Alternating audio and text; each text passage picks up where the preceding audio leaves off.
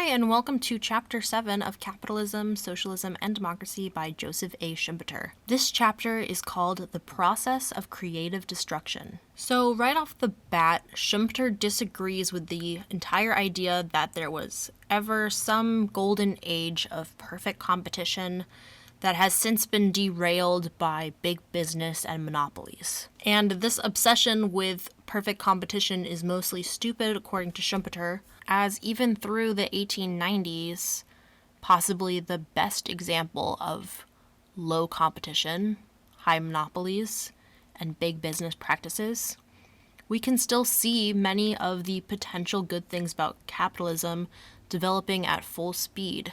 And if that's the case, then who cares if there's lots of competition or not? And to be clear, let's specify exactly what Schumpeter is saying by good things. Or rather, what I'm saying Schumpeter is saying when I say good things.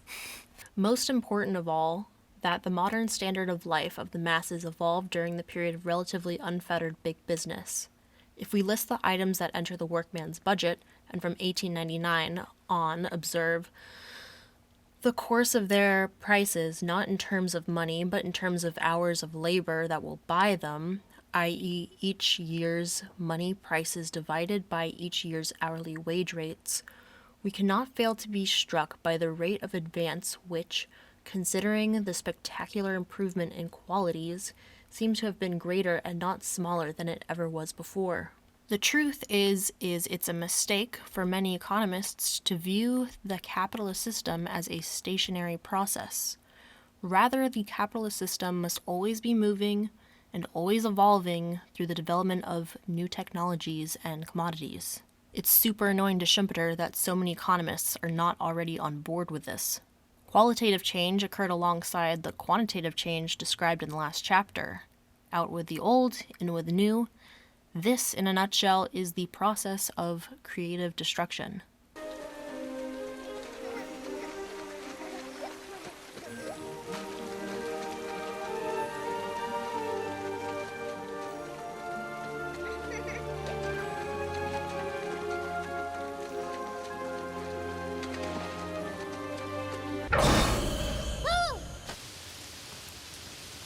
What's up, Lena? Who are you? I'm just a main idea. From the book. And this fact of creative destruction bears on our ability to evaluate the performance of capitalism in two ways. First, we are dealing with a process that takes a ton of time to reveal the full extent of its true features and ultimate effects. And therefore, we can only judge capitalism over long periods of time. Looking at it in snapshots would be misleading. And also in particular snapshots, capitalism might look worse than other systems, while it's still possible that overall it's still the better system than other systems. And secondly, because it's an organic process, focusing in on one individual concern or one particular industry would not be sufficient to then draw conclusions about the capitalist process in its entirety. And finally, Schumpeter wants us to tweak the way we think about competition. As stated in the beginning of the chapter, Schumpeter finds the hyper-obsession with perfect competition a little stupid. Also, he says that price is not the only variable that should be taken into consideration when we look at competition. Other things like quality and sales effort matter as well. Plus, the behavior of different actors in competition is not so cut and dry as well. Sometimes, even when there isn't an actual competitor, firms will behave as if there was perfect competition, just out of fear of potential competitors.